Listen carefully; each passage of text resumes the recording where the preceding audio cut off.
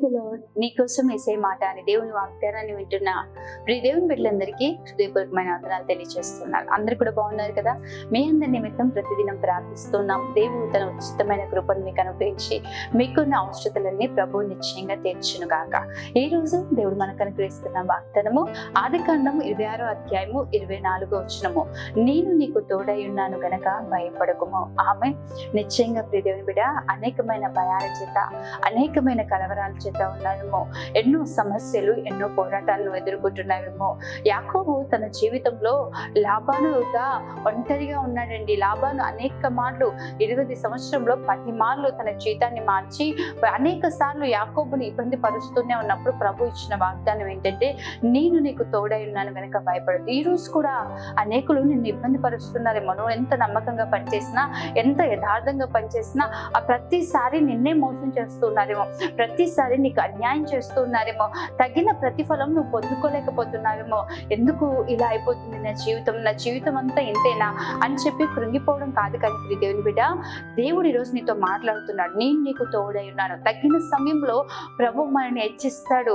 తగిన సమయం ముందు దేవుడు మిమ్మల్ని హెచ్చించినట్లుగా ఆయన రెక్కల కింద దీన మనస్సు అనే వస్త్రం ధరించుకోండి అని దేవుని వాక్యం సెలవిస్తుంది.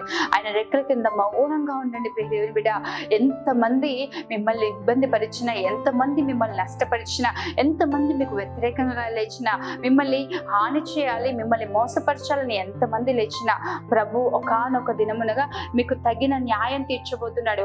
మీరు పడిన ప్రయాసానికి తగిన ప్రతిఫలం ప్రభు ఇవ్వబోతున్నాడు. మీ కష్టానికి తగిన ఆశీర్వాదం, మీ నమ్మకత్వానికి తగిన దీవెన ప్రభు మీకు ఇవ్వబోతున్నాడు. కాబట్టి ధైర్యం తెచ్చుకో, ప్రభు నీకు తోడై ఉన్నాడు. ఆమేన్. ప్రార్థన చేసుకుందాం.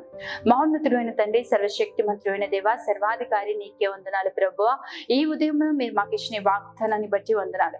నిజమే ప్రభువా, నీవు మాకు తోడై ఉండే దేవుడు. నీ ప్రజలు భయపడుతున్నారేమో, కలవరం చెందుతూ ఉన్నారేమో, దిక్కుతొచ్చిన స్థితిలో ఎందుకు ఇలా జరుగుతుంది అన్న పరిస్థితిలో ఉన్నారేమో. కానీ ఈరోజు ప్రతి ఒక్కరితో మీరు స్పష్టంగా మాట్లాడినందుకు వందనాలు ప్రభువా. నీ బిడ్డలకు మీరే తోడుగా ఉండండి. నీ సన్నిధిని తోడుగా నడిచేయండి.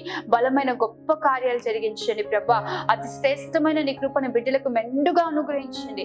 నిశ్చయంగా సహాయం చేసి నడిపించమని, నీ సన్నిధిని వారికి తోడుగా చేయమని, వారు చేసిన ప్రతి పనులలో దీవెన కలగచేయమని, వారికి వ్యతిరేకంగా లేసిన ప్రతి ఒక్కరిని అణిచివేయండి ప్రభా. ఈ రోజు అంతా ప్రభా నీ బిడ్డలకు మీరు తోడుగా ఉండి గొప్ప విషయాన్ని దయచేయమని యేసు నామములో అడుగుతున్నాను తండ్రి. ఆమేన్.